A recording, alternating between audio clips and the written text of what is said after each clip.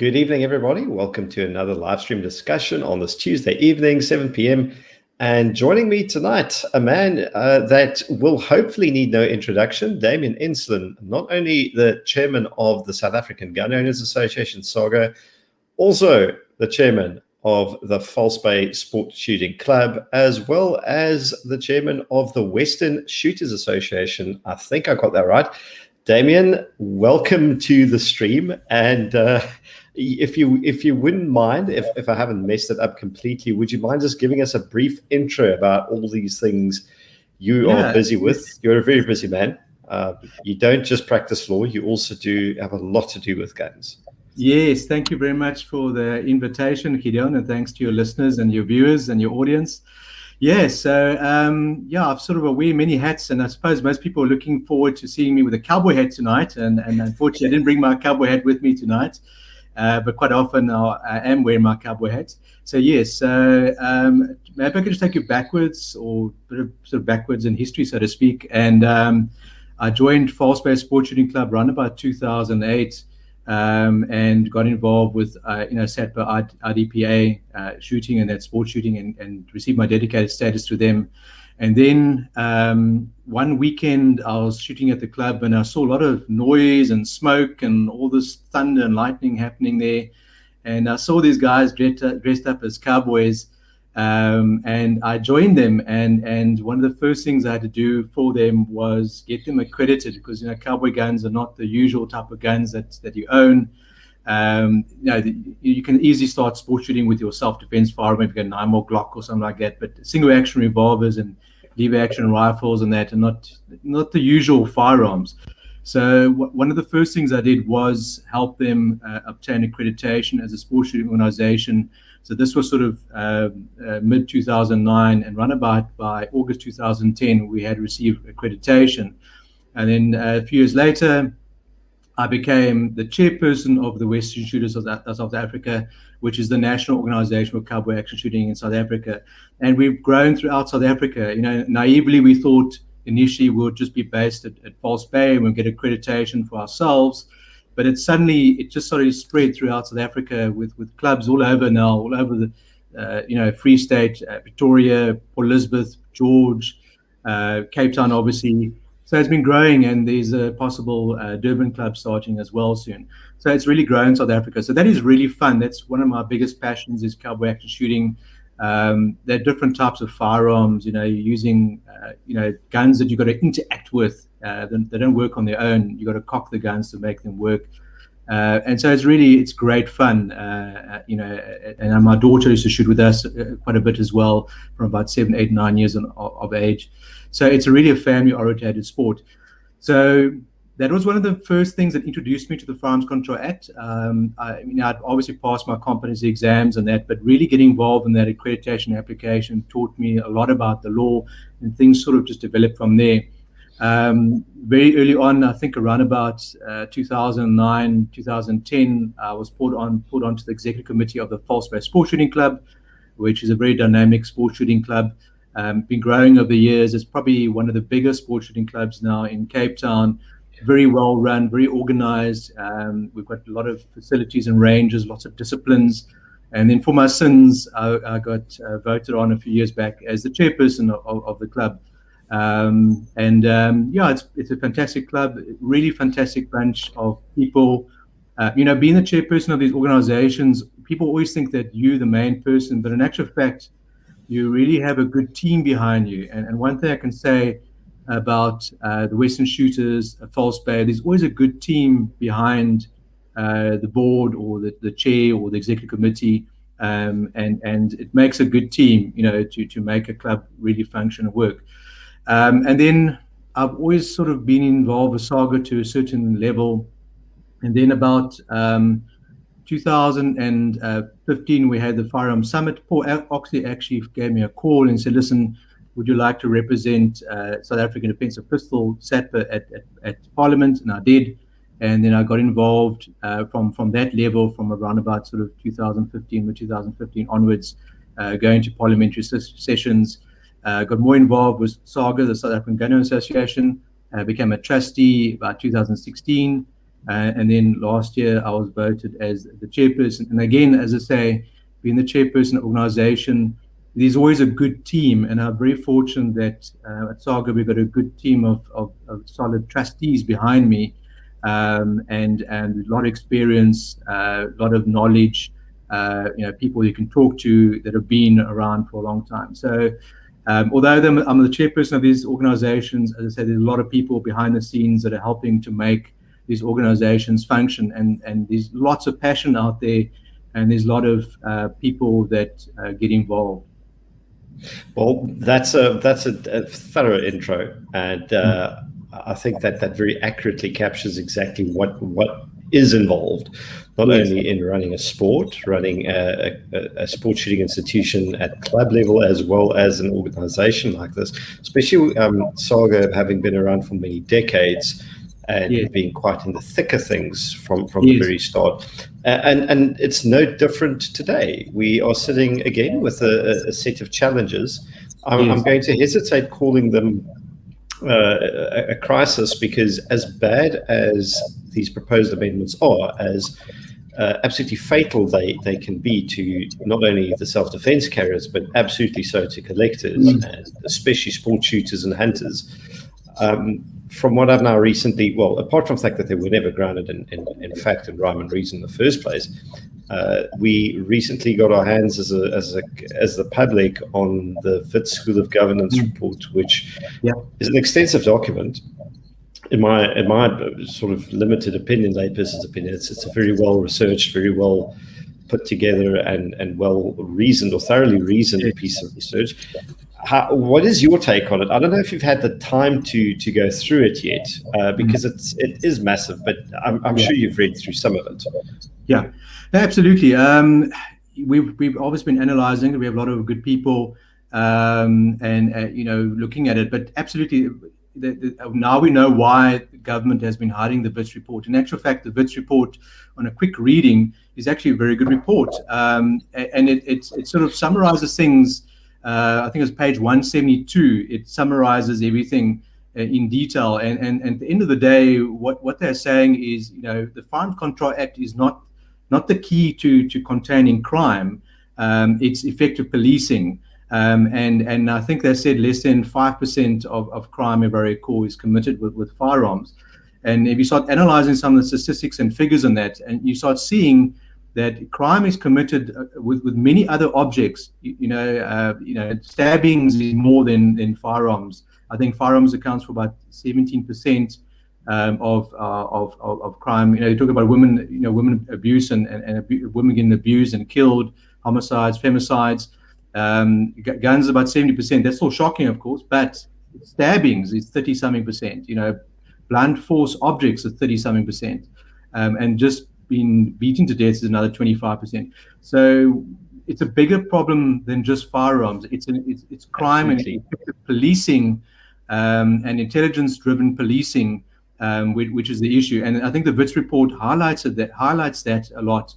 And I think now we know why the government's been hiding this report and making it very difficult for all the organizations to get their hands on it, because it doesn't support government's contention that if they suddenly crack down on us law-abiding citizens and firearm owners, they will suddenly stop crime. It's really, as I said before, go after the legal firearms, go after the criminals. Get crime intelligence going again. We had an effective police force at one stage, and it's deteriorated to such a degree that they think that by making more law, government thinks by making more laws, that suddenly things are going to come right. The criminals are never going to obey laws.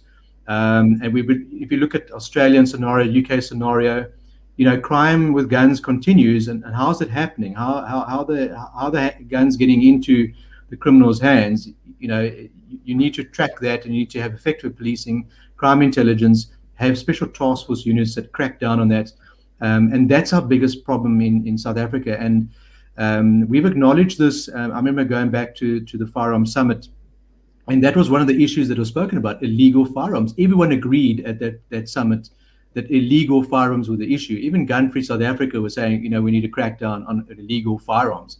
So we've all been saying the same thing for a long time, but government seems to be ineffective, and government doesn't seem to be taking it seriously, or maybe government can't even be effective anymore because of the way the police force has deteriorated. I mean, I've seen it over 10 years dealing with the police when it comes to firearm-related issues, how the resources have dwindled across the board from station to provincial to CFR level, whereby, 10 years ago, you could pick up the phone still and get hold of someone at CFR and resolve the issue for the client.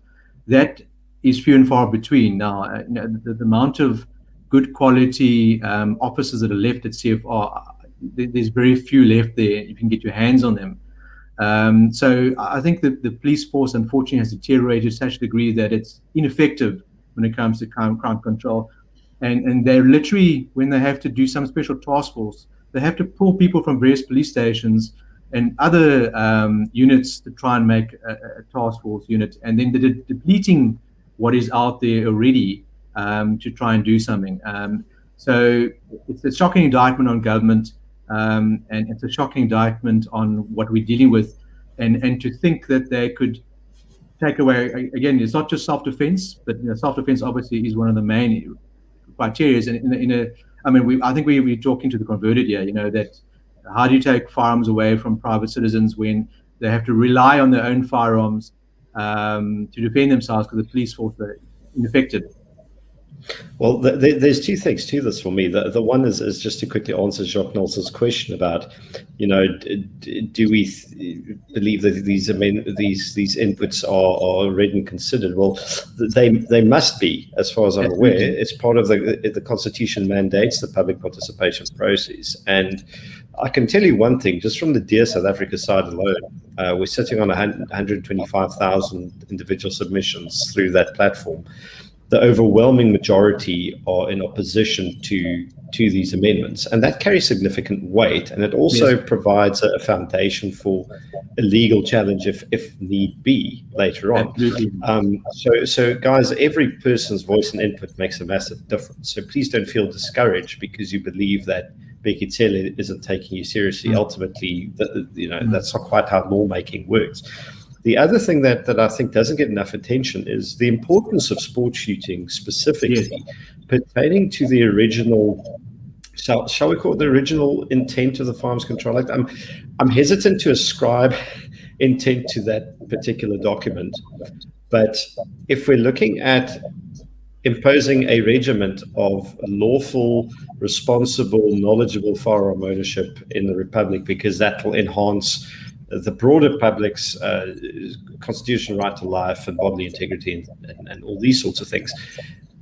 Taking away sport shooting, which is so fundamentally important to creating a body of gun owners that are safe, competent, responsible, knowledgeable, skilled, all these other things, is entirely counterproductive to creating that healthy gun culture.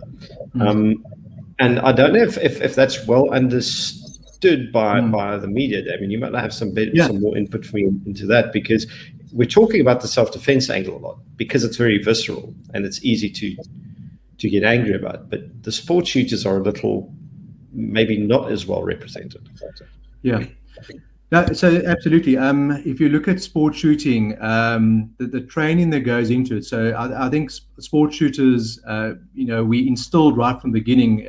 And I've been doing sport shooting since the early 90s and that, safety elements, discipline elements, continuous practice.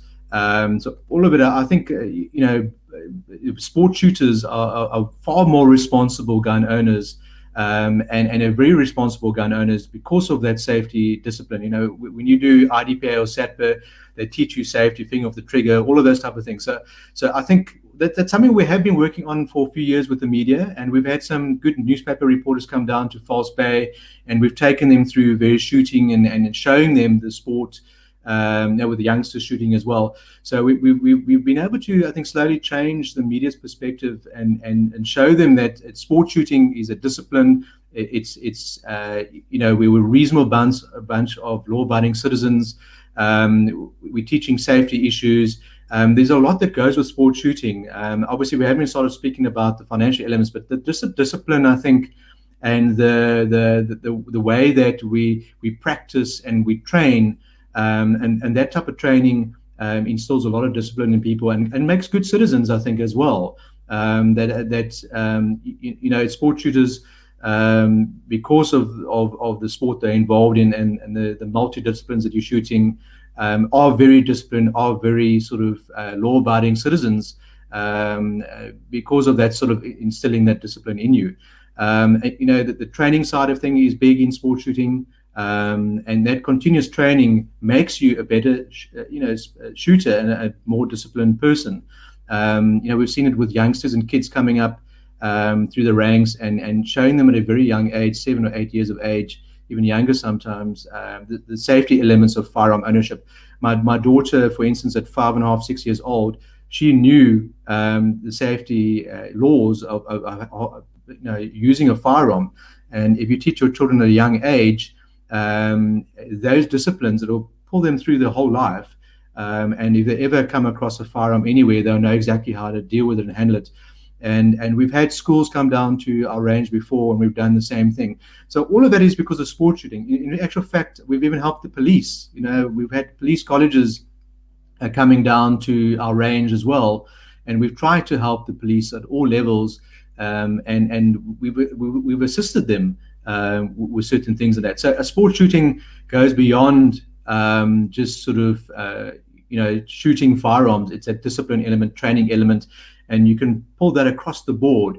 We've had very successful open days at False Bay, where general public, with a lot of people that have probably never shot firearms before, coming down and shooting different firearms and seeing again the elements, discipline, training, safety, all of that been shown to them, and coming away with a totally different perspective on firearms and that.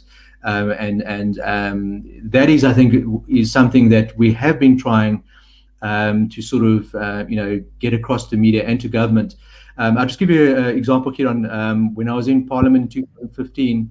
I had a couple ANC ladies sitting behind me, and during tea time I was talking to them and I explained to them what sport shooting was about, and they were quite interested in sport shooting. So absolutely, sport shooting does a lot more for society and good citizens as well.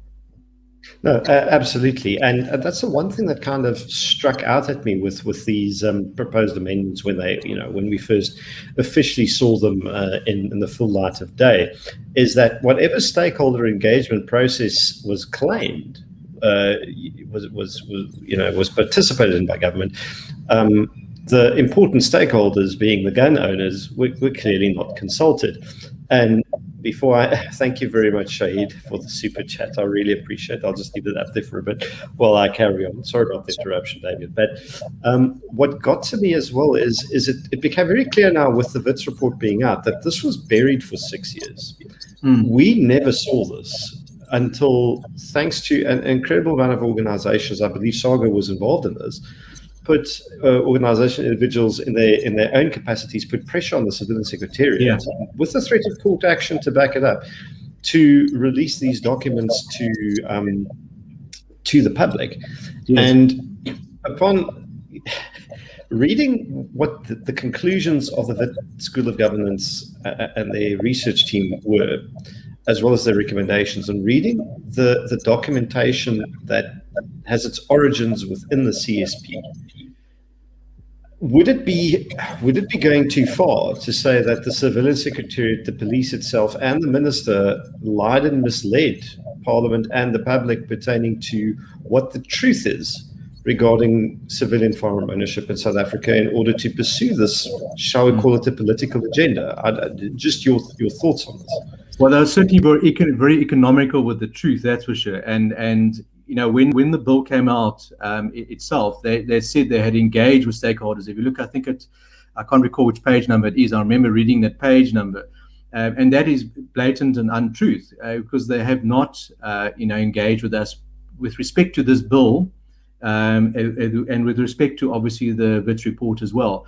So that is an untruth, definitely an untruth, and all the organizations would tell you that we've been wanting to engage with the Civilian Secretary of Police, on this bill, because we know obviously there was a 2018 version which was leaked, and we had the 2015-16 version which was shot down. But we've been wanting to engage for a long time, and there have been some meetings in between, 1 or 2 meetings, but it's haven't been about this bill, because we've never seen this bill really in a formal format. We haven't been invited to deal with this bill, so that is an untruth, definitely. And all the organizations called government and the Civilian Secretariat out on that, and I think they've lost a lot of faith, and they've lost a lot of good faith as well, in saying, publishing something out there in the government gazette to say, well, we have engaged with stakeholders, and they certainly did not engage with any of the main stakeholders in the industry across the board.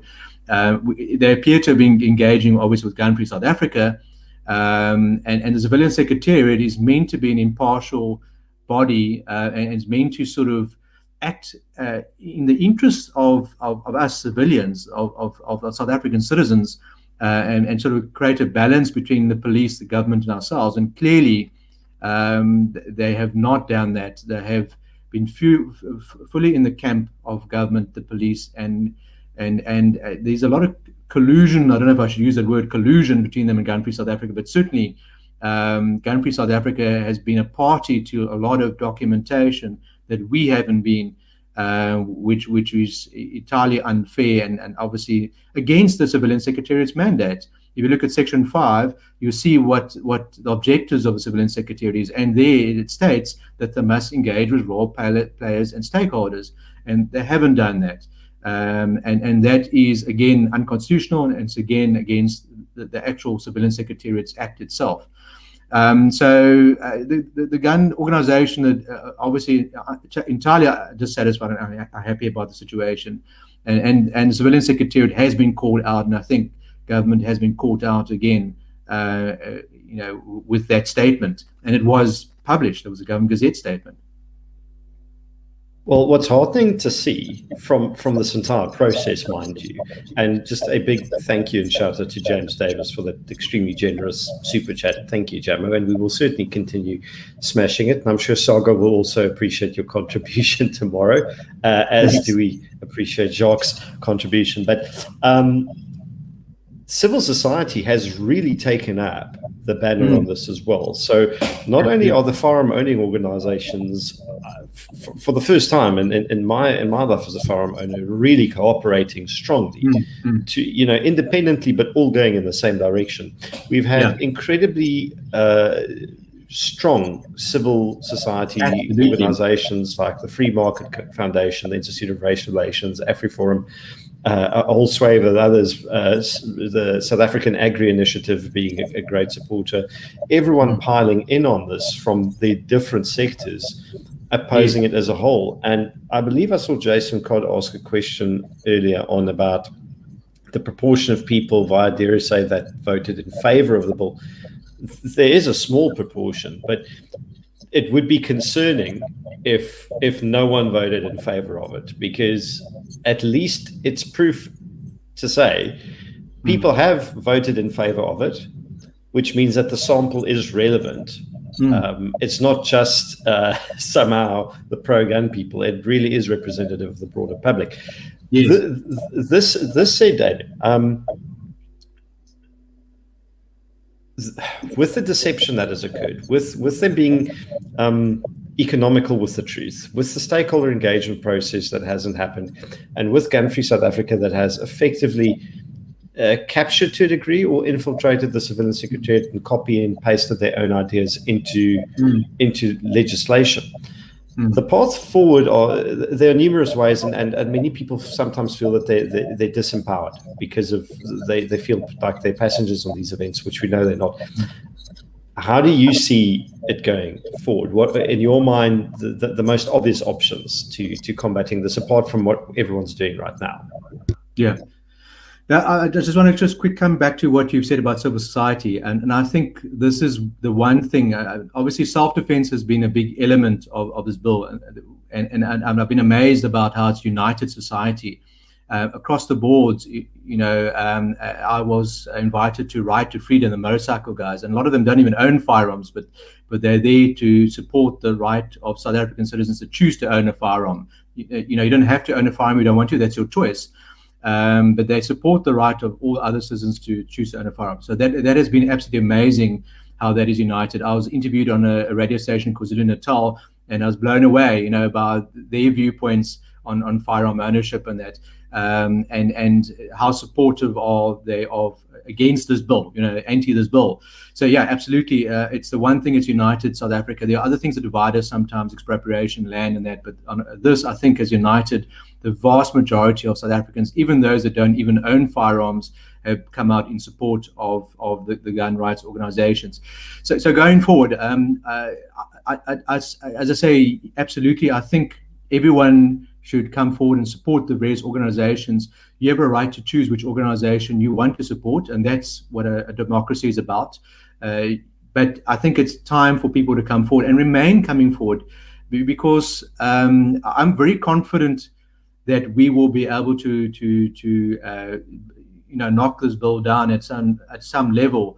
And I think the government stands up when they see civil society united on issues. We've seen it with the e-toll system. We've seen it with other situations, expropriation to a certain degree as well, where civil society stands up almost united across all races, creeds, colors, political issues. I think government then must stand up and listen. So I'm confident that we will be able to deal with this bill successfully, but we've got to remain vigilant. That's what a democracy is about. And we've got to remain holding government accountable. I think government seems to sometimes not be accountable, and we need to make sure as citizens that we hold government accountable. That is, whether you're a gun owner or not a gun owner, government must be held accountable. So going forward, we probably foresee another similar firearm summit occurring, like happened in 2015, where this bill will be discussed at a different level. But it's a long way before this bill becomes law. Gideon, you probably know that it has to go through Parliament, the Portfolio Committee. It has to go to the National Council of Provinces, National Assembly, etc. So all the way along the way, it gets debated and can get amended and can obviously be struck down before it gets signed into law. And if it gets signed into law, there are obviously court processes and constitutional issues.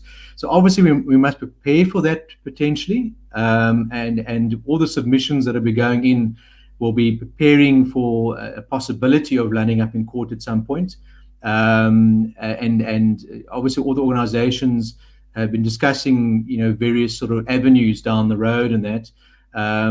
But I think if we all unite and we all stand against this, I think government must listen to us on this issue.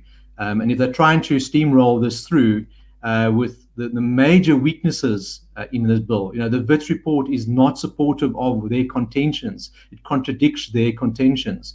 They haven't engaged with stakeholders. There are many constitutional issues even, the right to life, right to property, the right to freedom of association, etc. So I think I'm very confident that we will be able to deal with this bill, Gideon.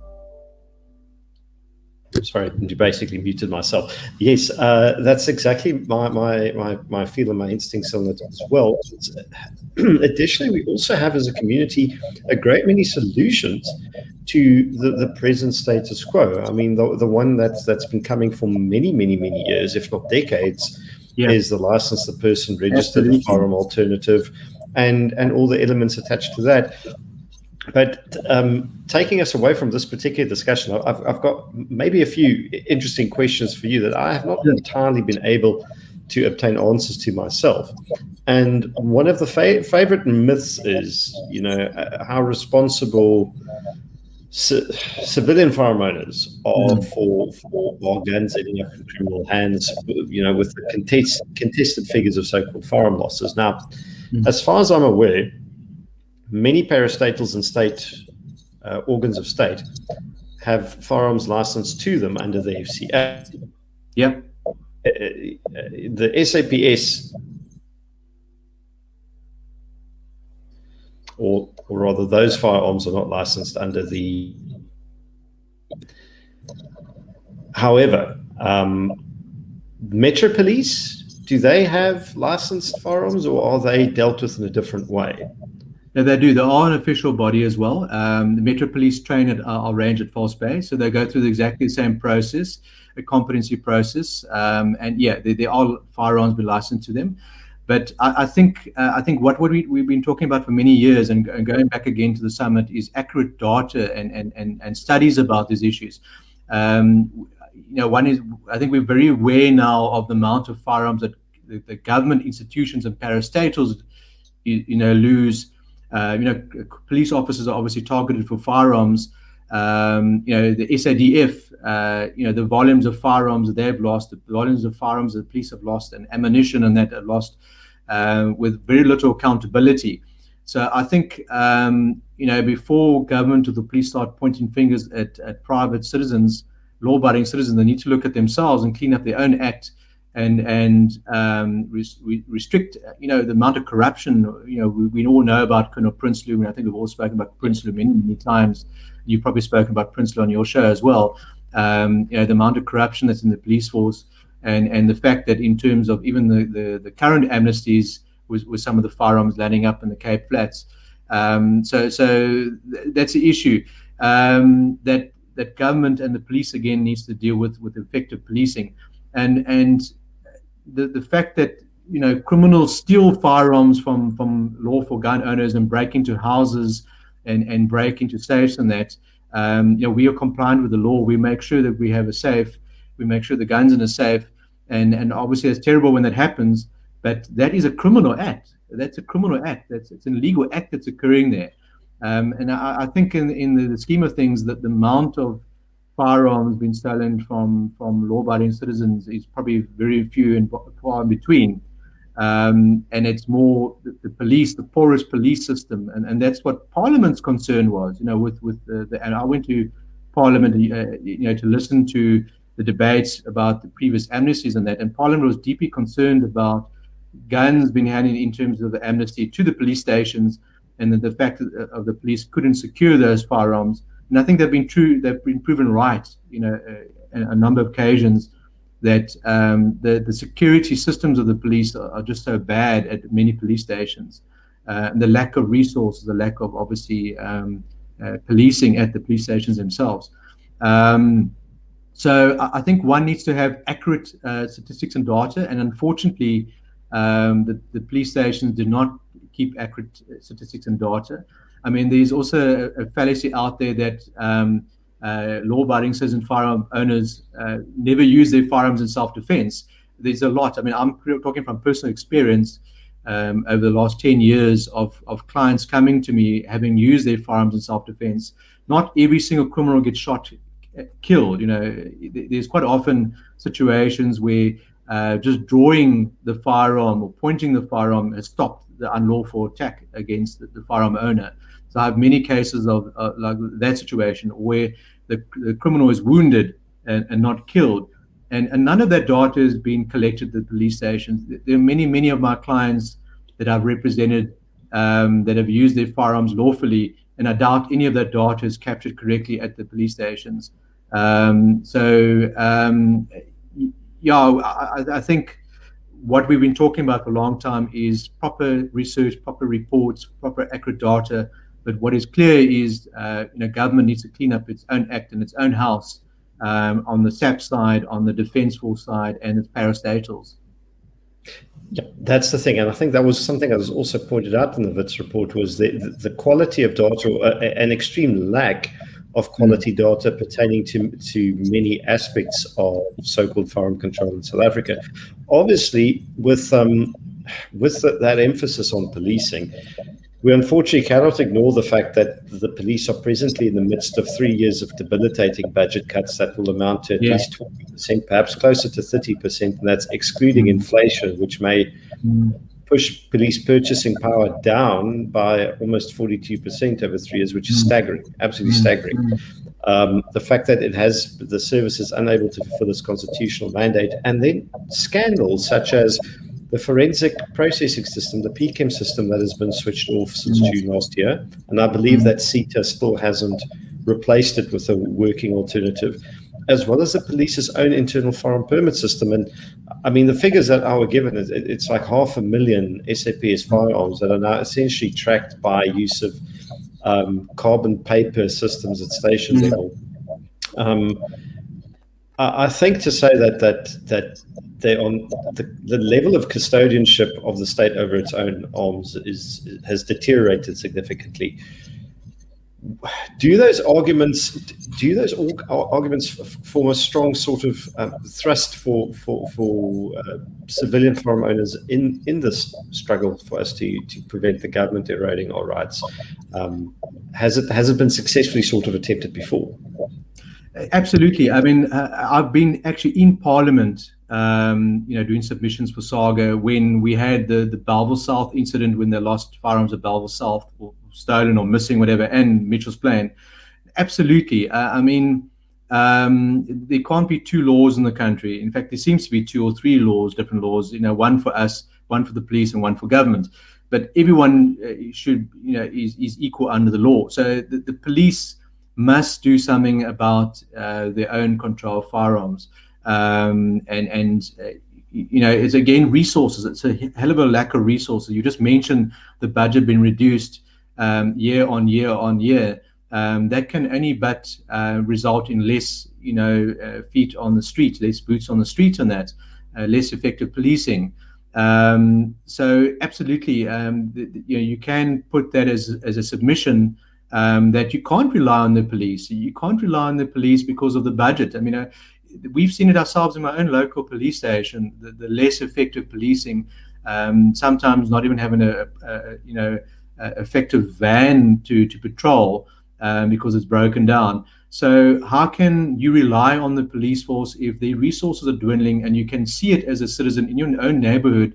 That there's not enough policing out there, and it's very rare to see a van patrol, by in your neighborhood. The only way you can protect yourself is a firearm, or if you're wealthy enough, private security. And that's why we've seen, as you know, the private security industry has grown dramatically. That is, 3-4 times the size of the police force now. And it seems that if government doesn't do something drastically about the policing in South Africa, we're eventually just going to go totally privatized. Those of us that can afford it will have private security, protecting us, and then obviously a firearm as well. So absolutely, I mean, that is definitely part of many submissions, is that the police cannot effectively control crime. They can't effectively protect us. Therefore, as a private citizen, I'm my first responder. I'm the first responder, and we know that. I know. I've actually had 2 experiences in my own life. One which affected me sort of as a 14-year-old, and we were the first responders. I was one of the first responders to my mom when she was attacked. And then when someone tried to mug me in town, there's no police officer that was going to jump out and say, "Okay, stop mugging Mr. Enslin here." I had to defend myself in those circumstances, and that's the way it is. Even in the best policing systems in the world, the government and the police cannot guarantee your safety 100% of the time, and that's why we've seen murder rates in the UK and Australia and other parts of the world where they have really, really good, effective policing, 100% or 200% better than ours. You still, as a private citizen, you still need to rely on yourself. So absolutely, that certainly can be part of submissions, and many submissions have been made about the lack of effective police and the lack of resources and the budget cuts that are affecting the police force. Well, that's the thing. Almost, it almost feels as if another firearms summit, unless it's specific with the aim to explore the solutions forthcoming from the real stakeholders, being us as the gun owners, what we really do need is a policing summit. to address the extensive failures of the SAPS to fulfill their constitutional mandate and the additional challenges piled on. So maybe that's a suggestion for the police portfolio committee to say, like, before we pitch for a firearms summit, I think we need to have a national police summit. Yes. Kieran, we have been trying for many years, and I've met the National Commission. I've had coffee with him in his offices, and we have been trying for many years to help the police. And I think by and large, the top level of government, the police, seem to ignore the citizens. And obviously at a station level, sometimes there's fantastic cooperation between neighborhood watches and certain stations and that. But that's almost seem to be left up to local sectors and local police stations to assist each other. We know even in my area where I live, the police rely tremendously on private security and the neighborhood watches to effectively police.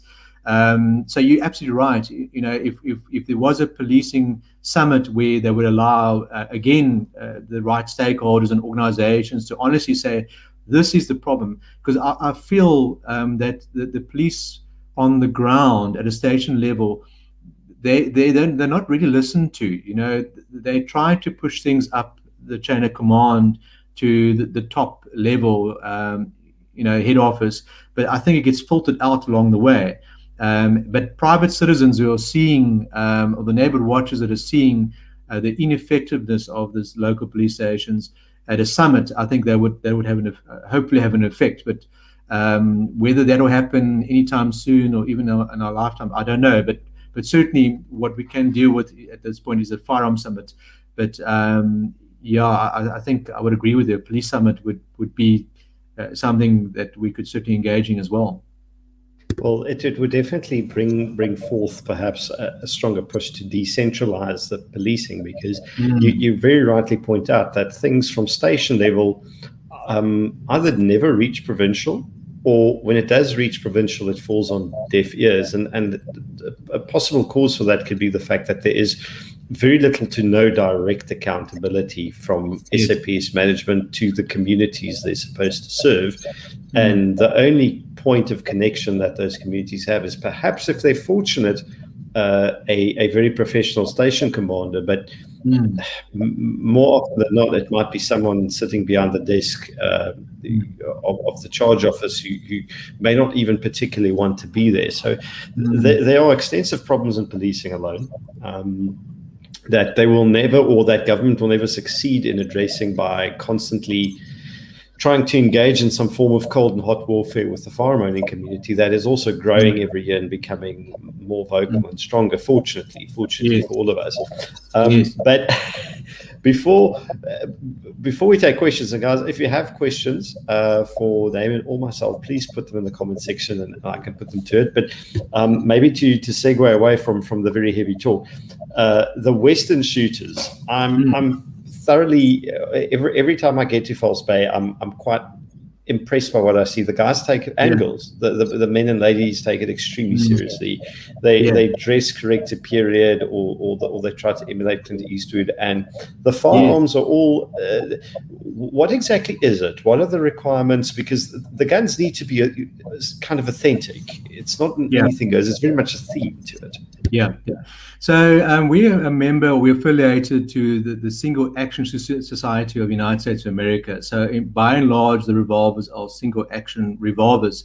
So based primarily on the Colt Single Action Army 1873 Peacemaker, but you can also have Remington versions. If you happen to get over Schofield, Smith & Wesson Schofield or something like that.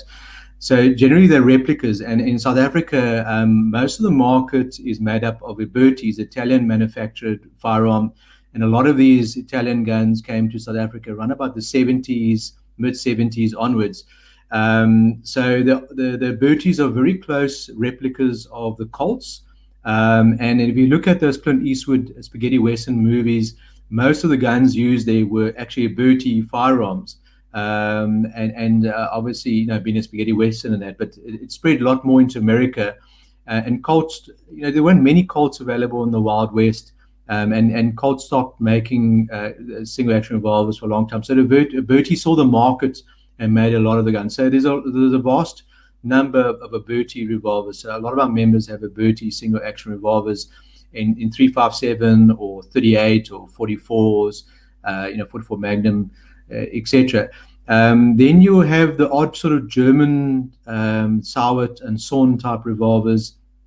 And then, of course, the Rolls-Royce of revolvers are Rugers and Ruger Blackhawks or Super Blackhawks or Vaqueros, which is a close copy of the single action revolver. So that is sort of the revolver side of things. On the rifle side of things, it's lever action rifles. Primarily a lot of Rossies. Rossi, a Brazilian manufacturer, around about sort of the 90s, brought in a lot of his Rossies in 357, some of them in 44, very few of them in 45 Colt and other calibers, but primarily 357 and 44. You do get Aberti replicas, 1873s. You also get original Winchesters. I'm fortunate to own a couple of original Winchesters, or a modern Winchester, or one from the 1920s. And then your double-barrel shotgun is really sort of any sort of double-barrel shotgun. I used to use one from the 1880s, but it's sort of wearing out. But normally a hammer double-barrel shotgun. So it's great fun. And as you mentioned, the dressing up is also part of the fun. Putting up a persona, that is part of the fun. I think dressing up as well, and you can dress up as a character from a real character from the Wild West if you want to, or a character from one of the movies, or a made-up character, a fictional character, and you try to dress authentic as possible. Obviously, in South Africa, we don't have the merchandise. We don't have sort of the paraphernalia they have in the US and overseas. They can literally walk into multiple shops there in the US and find different outfits and that. So we got to try and put together and make up. But basically, the minimum sort of clothing criteria is a pair of jeans, a pair of boots, a long shirt, and if you have a cowboy hat, that'll be great. And generally, we have enough rigs, and obviously that's also part of the fun as well. Is getting the rigs made and that, the gun rigs, and we're quite fortunate that we have. Locally, Cully Fenter, Culliman Leather, that sort of makes a lot of our rigs for us. We're fortunate there are local guys that can make the rigs and that. That's the reason for accreditation. Was the guns are not the usual guns that you would own. You can get your dedicated status like any other organization, dedicated sports shooting organization. And with us, you've got to shoot 5 times before you get your dedicated status, and you're going to maintain that status as well. Shoot 5 times with us. But Kieran, you must come and join us. You must please come and join us sometime. Actually, I'm very keen because it's not so much the sport by the sounds of it as an event, because there's a lot going into it. It really is an outing. And Jason has been haunting the halls of CHS Guns looking for bargain single actions and all sorts of things. So at some point it was inevitable. And I've got a soft spot. I've always wanted to spend some time with the lever action. There's just something magical about it. It might takes me back to childhood plinking with the daisy, but still, it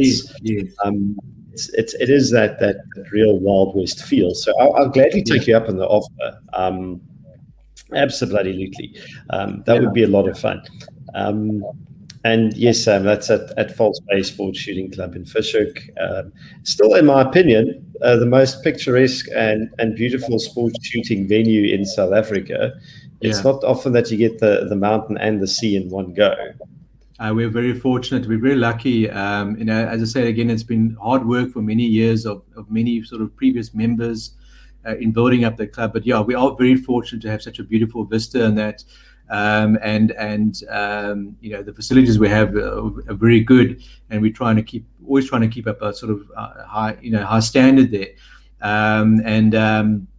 It's a lovely venue, and I really encourage anyone in Cape Town to come and visit us at the Glencairn Quarry, Glencairns at Simonstown, and come have a look at what we're doing there. And unfortunately now COVID, obviously things are a bit restricted in that, but I'm really looking forward, and I think we're all looking forward to another open day sometime in the near future once we get over this blinking COVID situation, that we can have a fantastic open day again, because those open days are are not just fun for the people that come through, but also fun for us as well.